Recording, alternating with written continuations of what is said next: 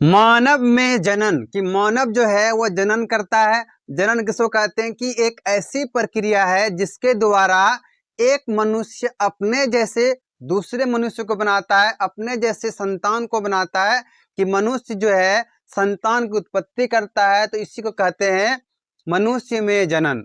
ये फिर इस वर्ल्ड में कोई भी ऑर्गेनिज्म है जो अपने जैसे संतान को बनाता है तो उसको कहा जाता है जनन। यहाँ पे हम लोग पढ़ने वाले हैं मानव में जनन, जो कि क्लास 10th में यहाँ से 5 या 6 नंबर का पूछा जाता है। जैसे कि डायग्राम में पूछ लेगा आपको, कभी कभी डायग्राम आपको पूछा जाता है, उसमें लेबलिंग करने के लिए दिया जाता है। तो ये टॉपिक क्या है, क्लास 10th के लिए इंपॉर्टेंट क्वेश्चन है। क्लास 10th के लिए एग्जाम में ये यहाँ से नंबर आता है, चाहे ऑब्जेक्टिव में आए सब्जेक्टिव में आए। यहाँ से ऑब्जेक्टिव भी आता है और सब्जेक्टिव भी आता है। तो सबसे पहले अगर हम बात करें जनन की, कि जनन क्या होता है, कि जनन वो प्रक्रिया है जिसके द्वारा मनुष्य अपनी संतान का उत्पत्ति करता है, उसे जनन कहते हैं। मनुष्य क्या करेगा, अपने जैसे संतान बनाता। संतान मतलब क्या, बेटा बेटी, मतलब अपना औलाद, संतान बनाता है, उत्पन्न करता है, उसे जनन कहते हैं। इसको इंग्लिश में कहा जाता है ऑफ स्प्रिंग। क्या कहते हैं, ऑफ स्प्रिंग कहा जाता है इंग्लिश में। अब देखो मानव में जनन, इसमें कैसा होता है, लैंगिक जनन होता है। भैया आपको पता होगा कि जब लैंगिक जनन होता है तो उसमें दो चीज का जरूरत होगा, एक मादा और दूसरा क्या, नर। मतलब एक मेल और दूसरा फीमेल होना चाहिए। तो इसमें भी एक मेल और फीमेल होता है। जो कि मेल है उसको कहते हैं नर, ये बनाता है नर गेमीट, और जो कि फीमेल है इसको कहते हैं मादा, ये बनाता है मादा गेमीट। नर गेमीट को क्या कहेंगे और मादा गेमीट को क्या कहेंगे भैया, कि जो नर है उस गेमीट को क्या कहा जाता है, और जो मादा है, मादा जो गेमीट बनाती है उसको क्या कहा जाता है, कि जो नर गेमीट है उसको कहते हैं शुक्राणु, ये इंग्लिश में इसे स्पर्म कहते हैं। मेल गेमीट को क्या कहा जाता है, शुक्राणु, ये स्पर्म। दूसरा आता है मादा गेमीट, ये फीमेल गेमीट। ये जो मादा गेमीट है ये अंडाणु को बनाती है, ये फिर इसके साथ साथ इसको कहा जाता है ईग से कह लो, ये ओबम कहते हैं। तो दोनों क्लियर हुआ कि नर में शुक्राणु बनता है और मादा में अंडाणु बनता है। अब हम लोग आते हैं मेन चीज पे, क्या वो है आपका पुरुष जनन तंत्र। पुरुष जनन तंत्र क्या करेगा, ये स्पर्म मतलब शुक्राणु बनाता है। शुक्राणु निर्माण का फैक्ट्री है। सारा का सारा शुक्राणु कहाँ बनता है, इसी मेल जनन तंत्र में, पुरुष जनन तंत्र में। इसमें क्या होता है कि पुरुष जनन तंत्र शुक्राणु का निर्माण करता है। क्या बनाता है, शुक्राणु बनाता है। मतलब मेल गेमीट जो बनता है वह कहाँ बनता है, मेल के बॉडी में, पुरुष के बॉडी में बनता है। पुरुष के बॉडी में कैसे बनता है, इसमें बहुत सारे ऑर्गेन्स पाए जाते हैं। कौन कौन सा, जैसे टेस्टिस हो गया, शुक्राणु वाहक हो गया, सहायक ग्रंथि, बाह्य जनन तंत्र। पहला क्या है, टेस्टिस या विष्ण कहते हैं इसको। टेस्टिस क्या होता है, ये दोनों स्ट्रक्चर देख रहे हैं आप, ये दोनों कहलाता है टेस्टिस। आदमी के बॉडी में कितना पाया जाता है, 2 टेस्टिस। इसकी संख्या कितना है, 2 टेस्टिस है। और यही टेस्टिस क्या करेगा, स्पर्म को बनाता है। किसको बनाएगा, स्पर्म को बनाता है, मेल गेमीट को यह बनाता है। जैसे भैया ये इसके पास कितना है, 2 ठो है। और ये रहता कहाँ है, इस टेस्टिस। टेस्टिस कहाँ पाया जाएगा, ये स्क्रोटम में पाया जाता है। अभी बताएंगे स्क्रोटम क्या होता है। ये कहाँ पाया जाएगा, स्क्रोटम में पाया जाता है, जो हम लोग के बॉडी से बाहर लटका हुआ रहता है। इस चीज को हम लोग डिटेल में पढ़ेंगे, स्क्रोटम को। यह इसका स्थान का ये रहता कहाँ है, बॉडी से बाहर स्क्रोटम में रहता है। और इसका मेन काम क्या है, टेस्टिस का मेन काम क्या है, स्पर्म का निर्माण करना। क्या करता है, ये स्पर्म को बनाता है। सॉरी, ये शुक्राणु को बनाएगा।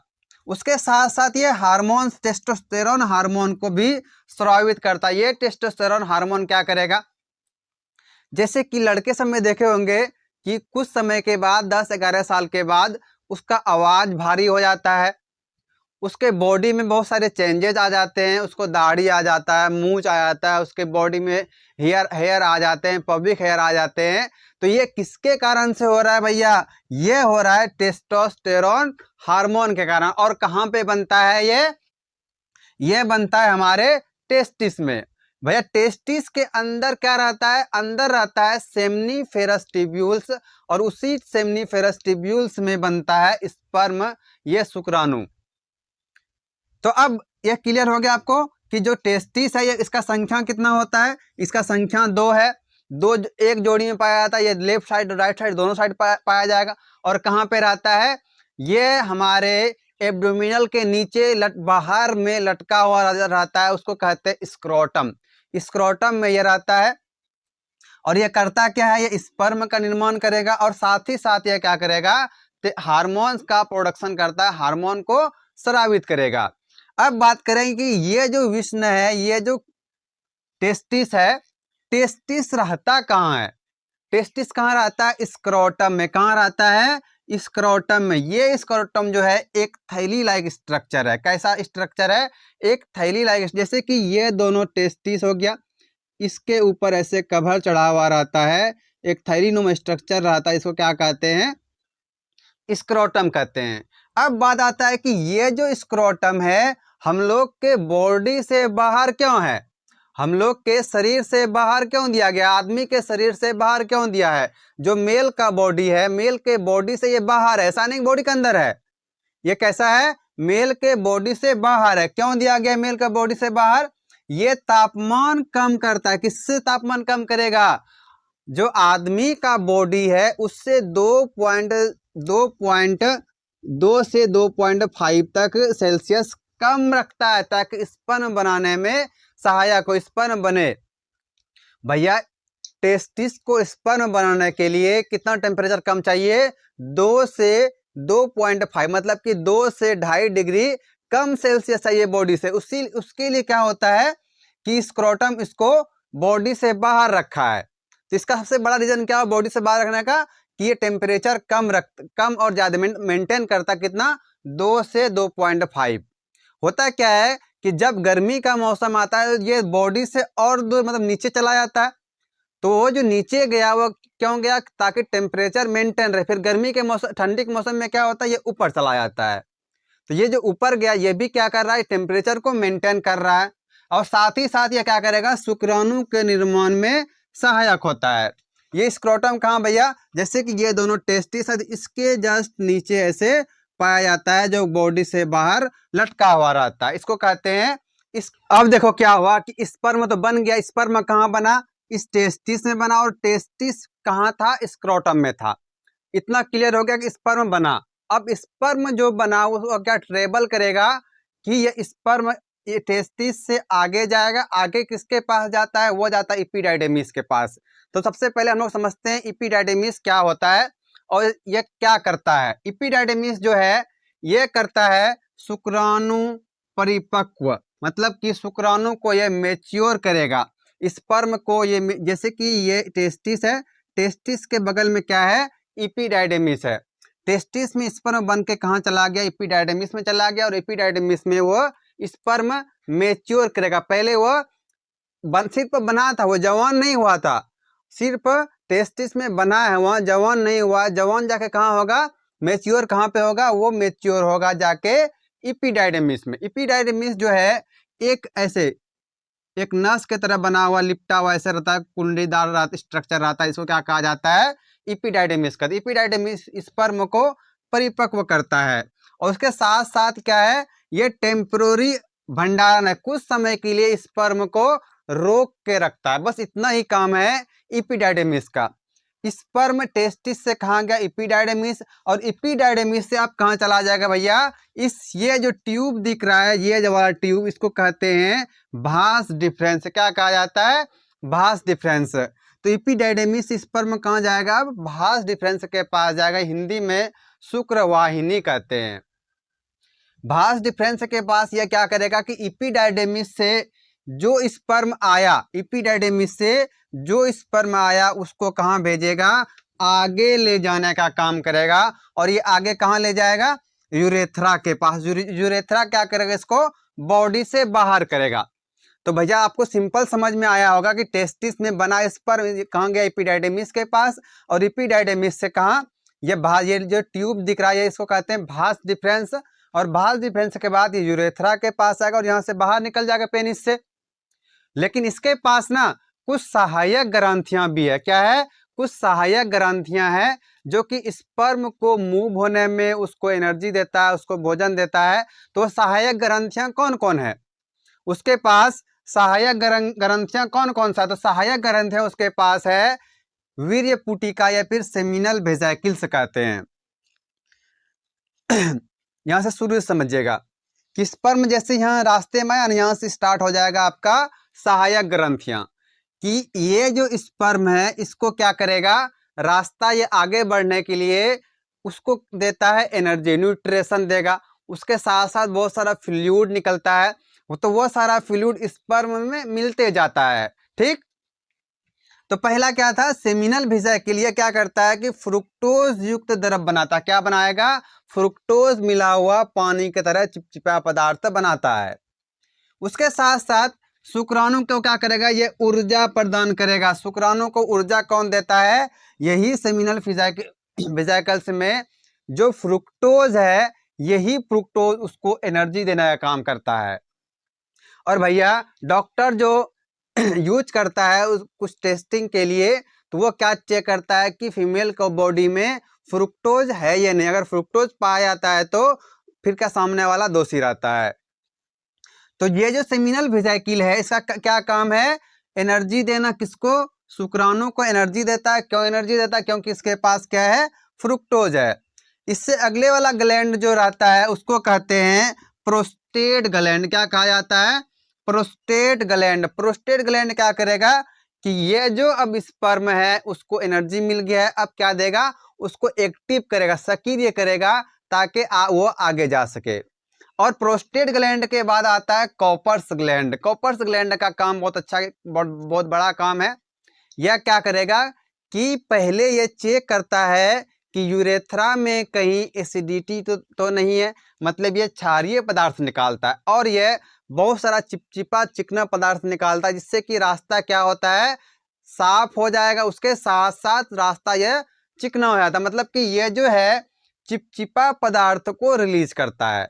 भैया देखो, सहायक ग्लैंड से जितना भी चीज निकला, चिपचिपा पदार्थ, जो भी तरल पदार्थ निकला, वो मिलके द्रव, मतलब उसको क्या कहेंगे, द्रव्य कह देंगे, और स्पर्म मिलके दोनों क्या बन गया, अब सीमन कहलाता है। इस डायग्राम को समझ लिया फिर से एक बार, ताकि आपको अच्छे से याद रहे। ये क्या था? टेस्टिस था। ये वाला पोर्शन क्या है? टेस्टिस है। टेस्टिस में क्या बना भैया? स्पर्म बना, और स्पर्म बनने के बाद कहाँ गया, ये एपिडाइडेमिस में चला गया। ठीक, एपिडाइडेमिस में जैसे गया, यहाँ से क्या होगा, अब ये कहाँ चला जाएगा, ये चला जाएगा आपका भास डिफरेंस। ये वाला क्या है, पूरा भास डिफरेंस कहलाता है।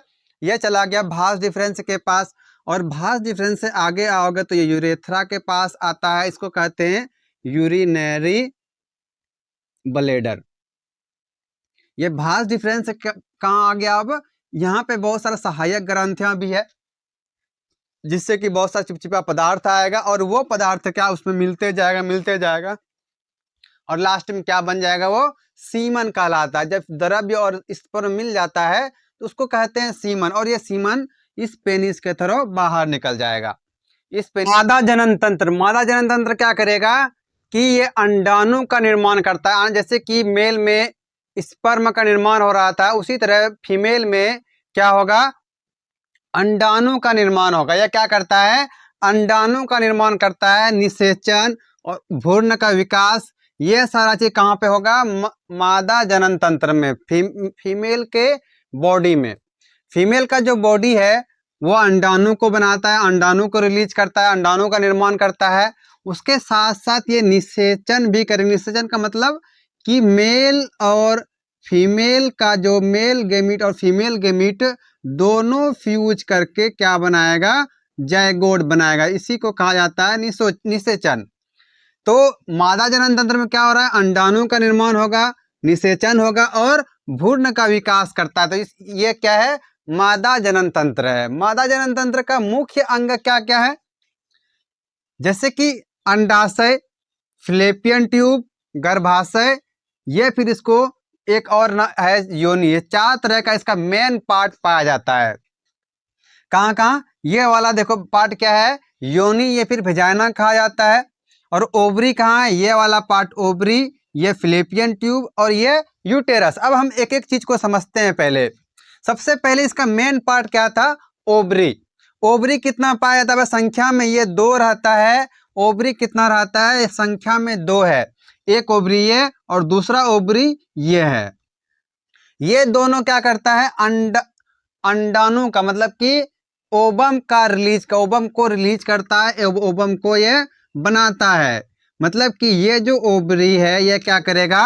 अंडाणु को, ये इक्स को बनाएगा। उसके साथ साथ ये हार्मोन्स रिलीज करता है, वो है एस्ट्रोजन और प्रोजेस्टेरॉन। भैया ये एस्ट्रोजन और प्रोजेस्टेरॉन क्या है? ये एस्ट्रोजन और प्रोजेस्टेरॉन जो है फीमेल हार्मोन है। ये क्या है? फीमेल हार्मोन है। एस्ट्रोजन क्या करेगा कि जैसे कि मेंस्ट्रुअल साइकिल होता है, पीरियड्स आते हैं, या फिर उसको मासिक धर्म बोलते हैं, तो उस टाइम पे ये एस्ट्रोजन घटता बढ़ता, इसी कारण से पीरियड्स आते हैं। दूसरा क्या है? प्रोजेस्टेरॉन जो है ये प्रेगनेंसी के टाइम काम आता है। ये प्रेगनेंसी में अपना रोल निभाता है। तो ये था अंडाशय का कार्य। कि अंडाशय क्या होता है? 2 संख्या 2 होता है और ये पेट के पास पाया जाएगा, पेट के नीचे एब्डोमिनल कैविटी में पाया जाता है। ये एस्ट्रोजन और प्रोजेस्टेरॉन का निर्माण करता है। भैया अब चलते हैं कि ये जो अंडाशय है, अंडा तो बन गया, अब ये कहाँ जाएगा? अब ये चला जाएगा फिलिपियन ट्यूब, ये अंडा वाहिनी में। मतलब क्या? ये ओवरी है, ओवरी से जो ईग रिलीज हुआ, जो अंडा रिलीज हुआ, वो इस जगह फिलिपियन ट्यूब में आ जाएगा। ये वाला पतला वाला नैरो भाग जिसको क्या कहते हैं? फिलिपियन ट्यूब कहते हैं। ये कहाँ आ जाएगा? फिलिपियन ट्यूब में आ जाएगा। तो ये क्या करता है? फिलिपियन ट्यूब में आता है और ये अंडाशय और यूटेरस को जोड़ने का काम करता है। ये अंडाशय और यूटेरस को जोड़ने का काम करता है। उसके साथ साथ जो यहाँ पे निषेचन मतलब फर्टिलाइजेशन जो होगा वो कहाँ होगा? फिलिपियन ट्यूब में ही होता है। जैसे देखो ये यहाँ से क्या हुआ? ओवम रिलीज हुआ ओवरी से। ये ओवम कहाँ आएगा? इस फिलिपियन ट्यूब के पास आके रुकता है, कुछ देर वेट करता है कि स्पर्म कब आएगा। ये क्या करेगा? वेट करता है स्पर्म कब आएगा। जब ये स्पर्म चलते चलते यहाँ पे आता है तो ये दोनों क्या करेगा? फ्यूज कर जाएगा, मतलब कि फर्टिलाइज कर जाएगा। तो ये क्या करेगा? इसी फिलिपियन ट्यूब में फर्टिलाइजेशन होता है इसका। तो ये क्या काम था इसका? फिलिपियन ट्यूब का, कि यहाँ पे ये फर्टिलाइजेशन करवाता है और साथ साथ ये ओवरी और यूटेरस को जोड़ने का काम करता है। अब तीसरा आते हैं जो मेन सबसे इंपॉर्टेंट, वो है यूटेरस। ये गर्भाशय कहा जाता है। यूटेरस ये गर्भाशय कहते हैं। ये नाशपाती के आकार का होता है। ये जो बीच वाला पोर्शन दिख रहा है ना, यही कहलाता है यूटेरस। जैसे ये ओवरी था, फिलिपियन ट्यूब था, फिलिपियन ट्यूब के बाद क्या आता है? यूटेरस आता है। यूटेरस में क्या होगा कि जो यहाँ पे स्पर्म ओवम फर्टिलाइज क्या मिला, दोनों फ्यूज किया, वो कहाँ आ जाएगा? यहाँ पे यूटेरस में आके वो उसके दीवार से चिपक जाता है, जिसको कहते हैं इम्प्लांटेशन। ये इसके दीवार से चिपक जाता है, जिसको क्या कहा जाता है? इम्प्लांटेशन कहा जाता है। और क्या होगा भैया? यहीं पे पूरे बेबी का जन्म होगा, पूरे बेबी का डेवलपमेंट होगा, पूरा उसका विकास जो होगा 9 महीना, वो कहाँ पे होता है? इसी यूटेरस में होगा। कहाँ पे होगा? इसी यूटेरस में होता है। भैया अब यहाँ से एक सवाल आता है कि ये जो यूटेरस है इसका दीवार कैसा बना हुआ है? इसका दीवार किस चीज का बना होता है? इसमें इसका जो दीवार है वो 3 लेयर का बना होता है। वो है इंडोमेट्रियम, मायोमेट्रियम और एक क्या है? पेरीमेट्रियम। इसका भी अभी काम समझाते हैं। तो ये तो हमारा प्रोसेस हो गया डेवलपमेंट, पूरा का पूरा यूटेरस में क्या हो रहा है कि बेबी का डेवलपमेंट हो रहा है। अब बात करते हैं कि अगर यहाँ पे फर्टिलाइजेशन ही नहीं होता तो क्या होता? अगर फर्टिलाइजेशन नहीं होता तो क्या होता कि यहाँ पे जो ओवरी से ओवम आया था वो तो डिजेनरेट कर जाएगा, वो अपने आप खत्म हो जाएगा। क्या होगा? वो अपने आप खत्म हो जाएगा। और बचा यहाँ पे यूटेरस में क्या है कि जो 3 लेयर है, 3 वाल है, इंडोमेट्रियम, मायोमेट्रियम और पेरीमेट्रियम, ये तीनों भी 28 दिन में फिर से ये टूटना स्टार्ट हो जाए, टूट टूट के ये बाहर निकलता है। कौन कौन? इंडोमेट्रियम, मायोमेट्रियम और पेरीमेट्रियम। जैसे कि अगर जानते होंगे थोड़ा सा, पीरियड्स या मेंस्ट्रुअल साइकिल जो होता है कि यहाँ से मेंस्ट्रुअल साइकिल ये दीवार टूट टूट के हर 28 दिन में ये बॉडी से बाहर निकलता है और ये 3 से 5 दिन तक चलते रहता है। और ये बाहर कहाँ से निकलेगा? ये जो योनि वाला रास्ता है, योनि से मतलब वेजाइना से ये बाहर निकलता है, यही बर्थ का रास्ता, यहीं से क्या जन्म मार्ग है। अब बात आता है अंडा उत्सर्जन, ये ओव्यूलेशन, ये क्या होता है? ये यहाँ से क्लास 10th में ऑब्जेक्टिव पूछ लेगा, ये डिफिनेशन पूछ लेता है, ये 2 नंबर में लिखने के लिए पूछ लेगा कि ओव्यूलेशन, ये अंडा उत्सर्जन क्या है। जो मेच्योर अंडा का अंडाशय से निकलता है ना, अंडाशय से जो, जैसे कि ये ओवरी है, यहाँ से जो मेच्योर ओवम निकला उसी को कहते हैं ओव्यूलेशन। यहाँ से जो क्या निकला? ओवम निकला, जो इक्स निकला, उसको कहते हैं ओव्यूलेशन, ये फिर अंडा उत्सर्जन कहा जाता है। ये जैसे कि एक चक्र क्या होता है, 28 दिन में एक अंडे का रिलीज करता है। एक महीना ये रिलीज करेगा, दूसरा महीना ये वाला रिलीज, मतलब कि लेफ्ट ओवरी एक महीना, राइट ओवरी एक महीना, मतलब कि हर एक महीना में सिर्फ और सिर्फ एक ही ओवरी भाग लेगा, वह क्या करता है? एक ओवम को रिलीज करता है। कौन सा वाला? अगर मान लो इस मंथ में लेफ्ट वाला किया, दूसरा महीना क्या है? राइट वाला करेगा। जैसे कि चक्र बताए कि मंथली में कितना, 28 दिन में ये एक बार रिलीज किया। 28 दिन के जो 14वां दिन होता है, जैसे कि पीरियड्स, जैसे पीरियड स्टार्ट हुआ, पीरियड्स में क्या होगा कि 1 से लेके 14वां दिन तक, 14वां दिन जो आता है उस दिन क्या हो जाएगा कि ये अंडे का रिलीज कर देगा, और अंडे का रिलीज नहीं हुआ तो अगले 14 दिन में फिर से मेंस्ट्रुअल साइकिल स्टार्ट हो जाएगा। और अगर फर्टिलाइजेशन नहीं हो गया है, तो फर्टिलाइजेशन हो जाएगा तो पीरियड फिर नहीं आएगा। अब आता है फर्टिलाइजेशन। फर्टिलाइजेशन क्या होता है कि जब मेल और फीमेल गेमीट दोनों मिलता है और जाइगोट का निर्माण होगा तो उसको कहा जाता है फर्टिलाइजेशन। एक आता है प्लेसेंटा। प्लेसेंटा क्या होता है कि जैसे कि मदर के बॉडी में क्या है? बेबी है, ये उसका क्या है? ये यूटेरस है। यहाँ पे ना, जैसे कि ये मान लो कोई चाइल्ड है, इससे एक प्लेसेंटा लगा होता है, जिससे उसका खाना हो गया, उसका वेस्ट मटेरियल, उसके बॉडी में ब्लड, सारा का सारा इसी प्लेसेंटा से आता है।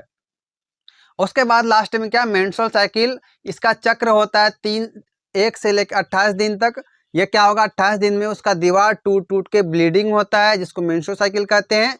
और ये कितना दिन ब्लीडिंग होगा? 3 से 5 दिन तक ये ब्लीडिंग होता है।